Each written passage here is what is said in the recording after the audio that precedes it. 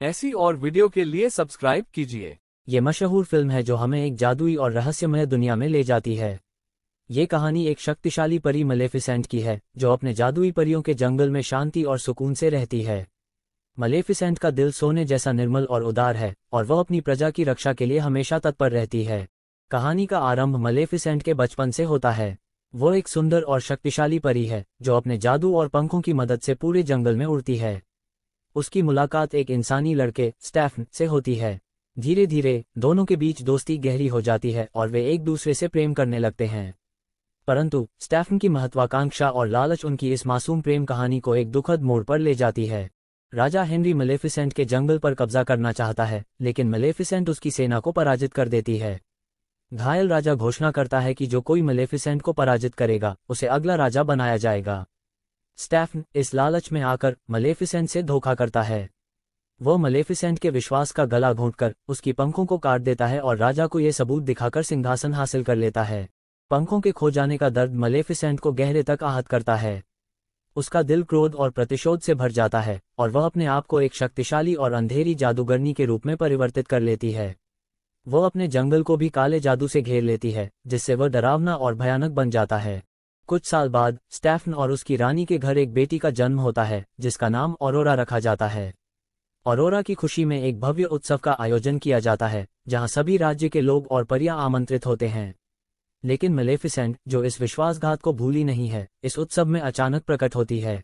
अपने पुराने दर्द और धोखे की आग में जलते हुए मलेफिसेंट ऑरोरा पर एक अभिशाप डाल देती है।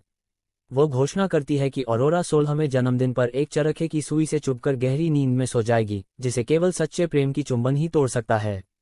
स्टेफन इस अभिशाप को तोड़ने के लिए हर संभव प्रयास करता है, लेकिन वो असफल रहता है।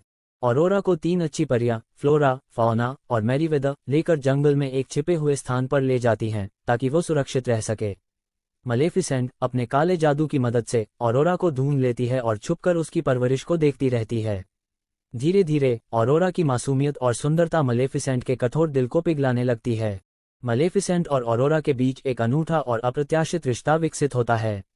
मलेफिसेंट, जो कभी केवल प्रतिशोध और नफरत से भरी हुई थी, ऑरोरा की मासूमियत और प्यार से अपने आप को बदलता हुआ पाती है।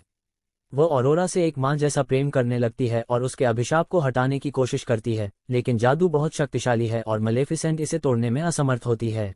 16वें जन्मदिन पर ऑरोरा अभिशाप के प्रभाव में आकर चरखे की सुई से चुभ जाती है और गहरी नींद में सो जाती है। मलेफिसेंट, जो अब ऑरोरा से सच्चा प्रेम करती है, बहुत दुखी होती है। वो ऑरोरा के साथ खड़े होकर उसके माथे पर सच्चे प्रेम से चुंबन देती है और चमत्कारिक रूप से ऑरोरा जाग जाती है।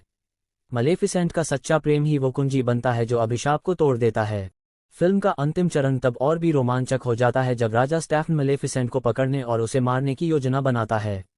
एक बड़े संघर्ष के बाद मलेफिसेंट स्टेफन को पराजित कर देती है और उसे मरने के लिए छोड़ देती है।